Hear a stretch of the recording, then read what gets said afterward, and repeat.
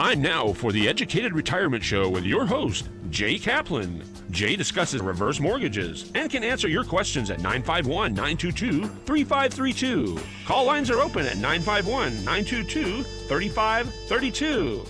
And now here's Jay. Oh, I like that opening, those bass notes. Like they're kind of reflective of the way I used to be built, so when I would walk, there would be a lot of echoes like that, like a baby elephant walk, but now it's not like that anymore. But anyway, just came to mind while I was listening to that.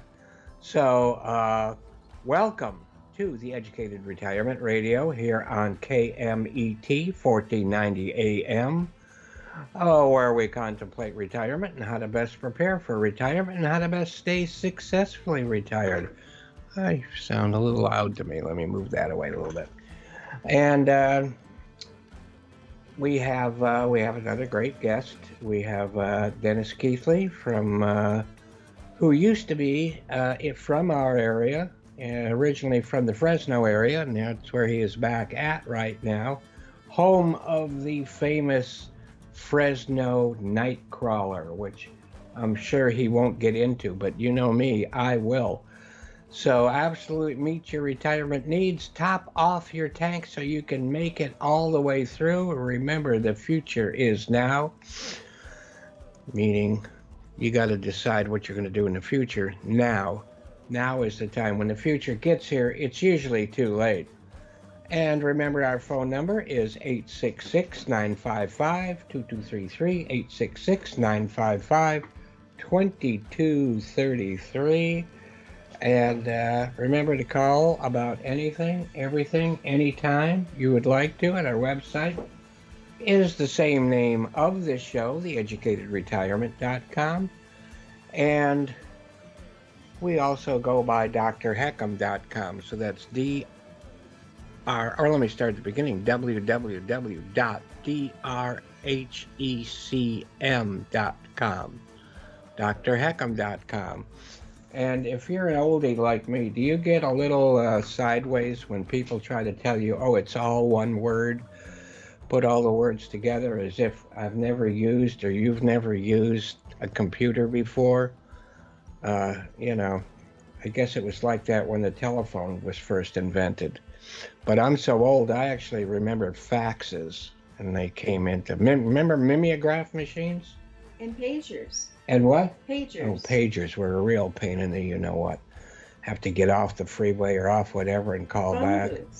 Phone booths, yeah. Anyway, and all kinds... And you'd have to check the receiver thing before you put it up next to your ear, because you never know what the person in front of you would stick in there just for the fun of it. But everything on that website is good stuff, mostly having to do with education around the HECM or the home equity conversion. And once you get there, you'll see some very good articles. You'll see a lot of videos. I like videos. They're like books with pictures in them. And I always like books with pictures in them. So there's also a blog that covers a whole bunch of stuff. And about halfway down there, you will see a link that will allow you to watch this show live. And of course, that link is just to the KMET.com website. And so you will not only be able to see my show at that time, you'll be able to see a whole bunch of shows that have just been over the last several weeks. I'm not sure how far it goes back. I should take a look. But I know it goes back quite a ways. So you can, get those. You can check on to podcasts. You can check what I would like to see more people do, video casts, or the little TV, the little picture with the television for my show and everybody else's show here on KMET. So we need to give a shout out to a few other people here on KMET. And we always start off with a real bright spot on the dial, and that is Let Grandpa Speak, whose show is here every Saturday morning at 9 a.m. And always the best way to start your weekend with a good and happy mood. And he was nominated for 5 Emmys, and he's won 3. So he is big time when it comes to media. His last show was about diabetes, and I gotta say, I am pretty much, once you have diabetes, you're not particularly cured, but it's all gone away for me. But then again, losing 120 pounds had something to do with it.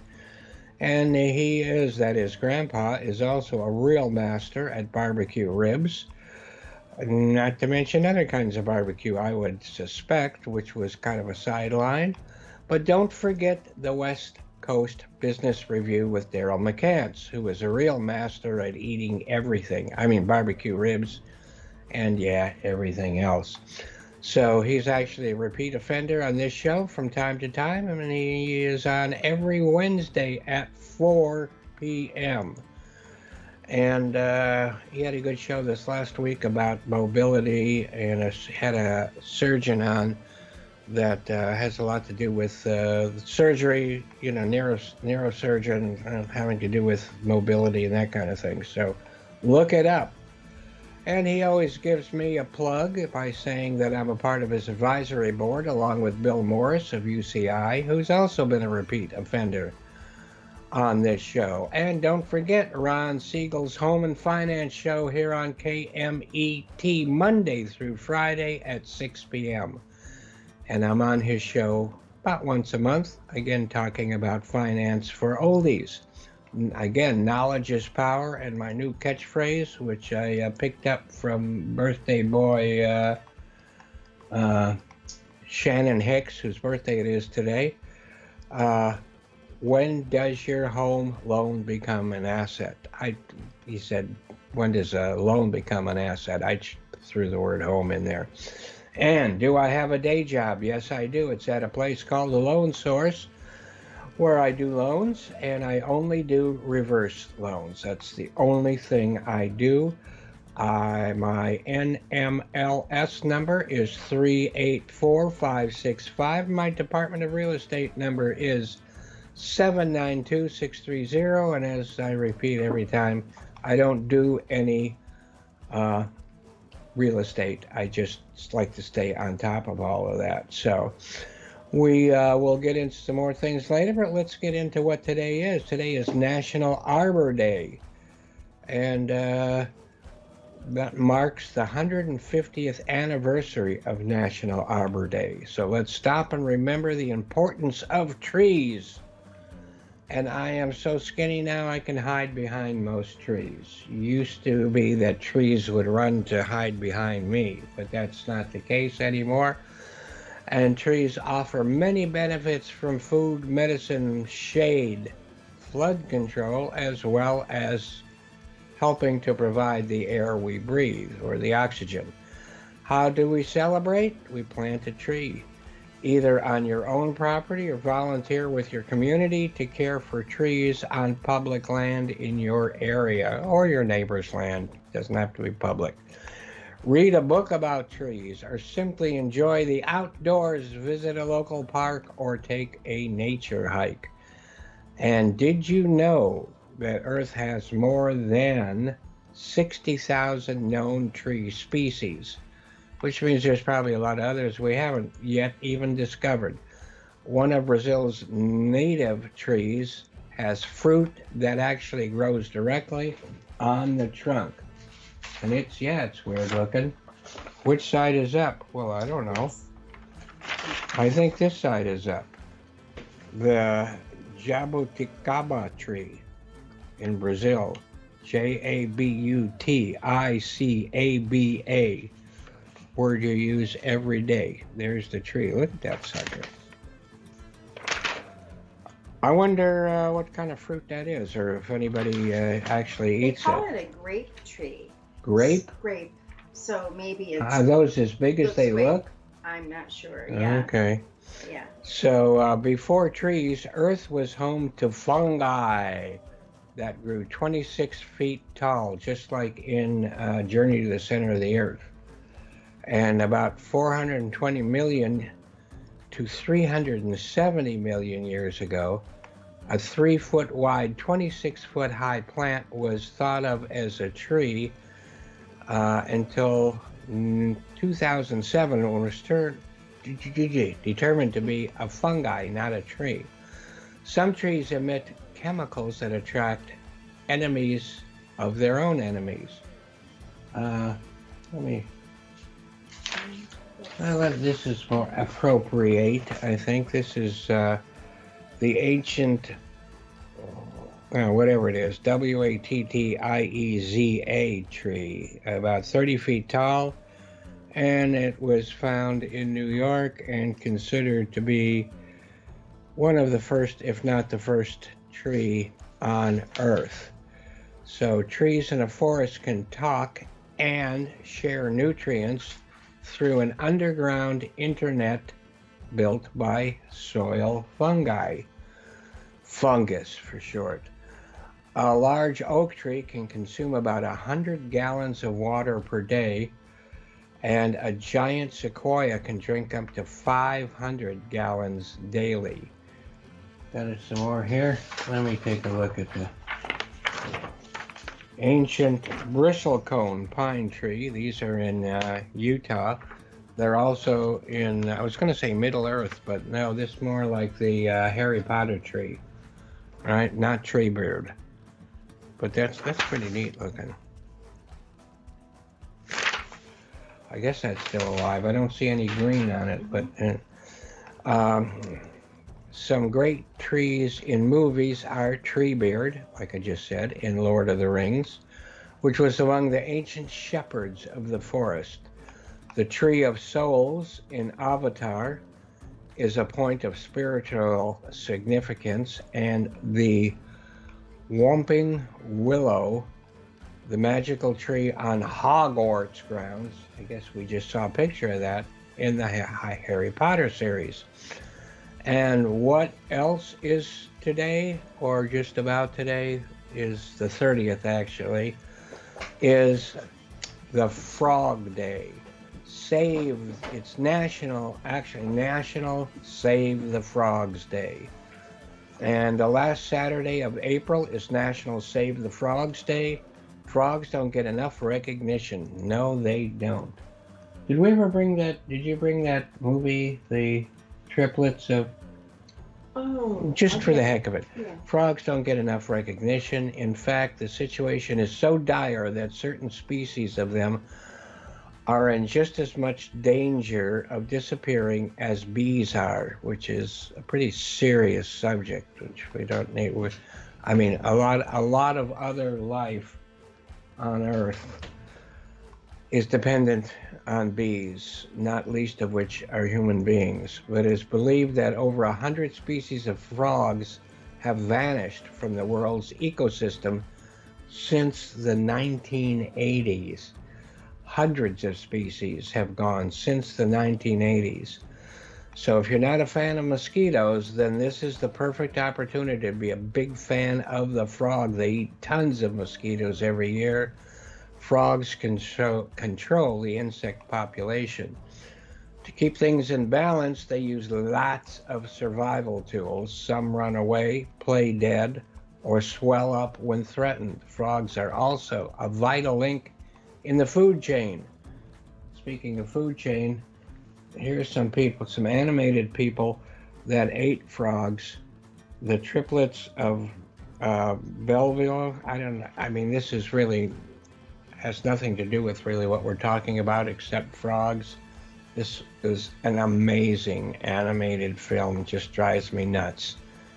It's great. It's great. It's good too. And it's good too. Yeah. It is so funny. And the visuals are so 2 Academy crazy. Awards. Won 2 Academy Awards. I know one was best. Nominations. Yeah, whatever. Anyway, we were talking about they play dead, they do this, they do that. Food chain. They serve as food for aquatic insects, fish, mammals, birds, and people, like I pointed out in that movie. Now, frog's legs. I've had frog's legs. People say they taste like chicken. I didn't think so. I'm not a huge fan, but but I am a huge fan of chicken. So here's some fun frog facts. There's over 5,000 species of frogs. Frogs don't need to drink water as they absorb it through their skin.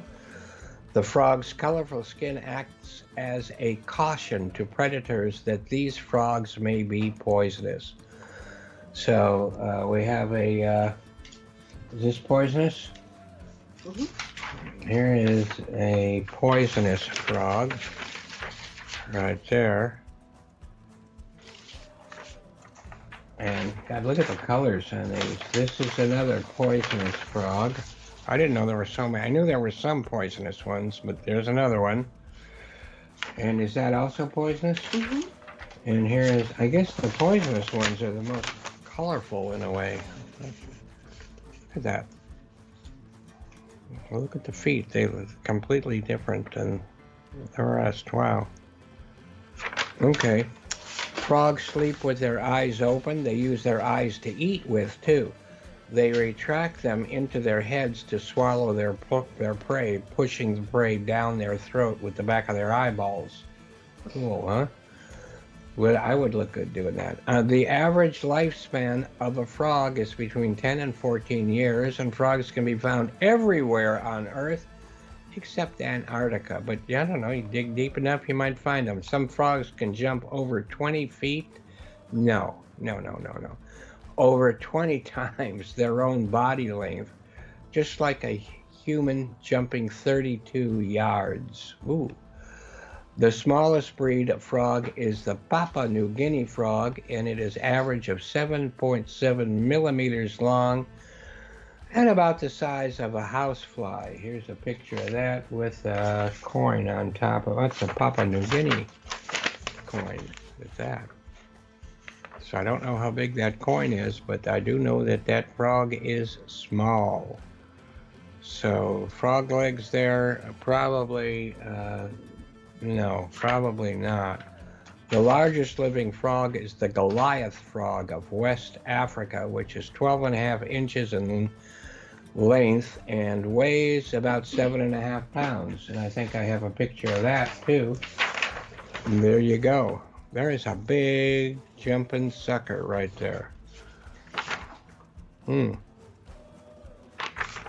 if you're going to have a pet frog, I guess that's the one. I wonder if he'll come to his name if you...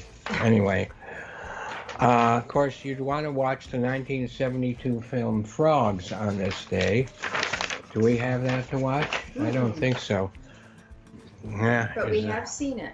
But yeah, see, that's pretty cool. Ray Milland in the height of his career.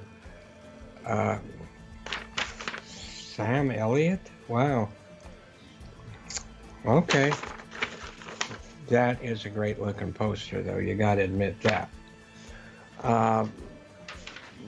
This was a 1972 film starring Ray Milland, who is also his other big film was Man with the X-Ray Eyes. Sam Elliott, this is one of his first major films. Okay, Joan Van Ark from Knots Landing. We know a lot about Knots Landing, don't we? But we'll tell you what we do know about. We're going to hear from NASA Nellie, who will take us to the half-hour break. And she's got a very interesting story about Jackie Gleason, President Nixon, and aliens. Yes. Richard Nixon, Jackie Gleason, and aliens. Richard Nixon, famous, of course, as the President of the United States, and was very good friends with golf buddy Jackie Gleason. Actor, band leader, and comedian Jackie Gleason was famous for playing Ralph Cramden in the TV hit The Honeymooners. It only had 39 episodes, ran just one season, but is considered one of the greatest television situation comedies of all time. Ralph was the always working and complaining bus driver and husband with the famous line, "To the moon, Alice." Jackie had a lot more of an interest in the heavens besides his punchline. He was very interested in extraterrestrials, UFOs, and the paranormal. He kept a huge collection of books on the subject, hundreds of volumes in his library, and even had a house built in New York to resemble a flying saucer. In the 50s, he was also a semi-regular guest on a paranormal-themed overnight radio show hosted by John Neville. On one show, Gleason offered $100,000 to anyone with physical proof of aliens visiting Earth. It is said that Gleason's known interest in UFOs is what prompted Nixon to share information with him disclosing classified UFO data. In 1983, 7 years after their divorce, Gleason's second wife, Beverly McKittrick, gave an interview to the National Enquirer that was a story out of this world. Date, February 19, 1973.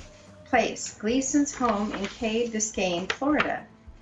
Late that night, there was a surprise visit from Richard Nixon driving himself in his private car, alone and without his Secret Service. Nixon came to pick up Jackie to show him something very important. They drove through the night to Homestead Air Force Base, about 35 miles southwest of Miami. He drove to a building where the two men were allowed into a heavily guarded facility. McKittrick said Gleason told her, "I've been at Homestead Air Force Base and I've seen the bodies of some aliens from outer space. It's top secret. Only a few people know, but the president arranged for me to be escorted in there and see them." He went on to say, "There were a number of labs we passed through. First, we entered a section where Nixon pointed out what he said was the wreckage from a flying saucer, enclosed in several large cases. Now we went into an inner chamber and there were 6 to 8 of what looked like glass-topped Coca-Cola freezers. Inside them were several small remains of bodies. They were aliens, humanoid bodies lying on 4 separate tables. They were tiny, only about 2 feet tall, with small bald heads and large ears. They had been embalmed."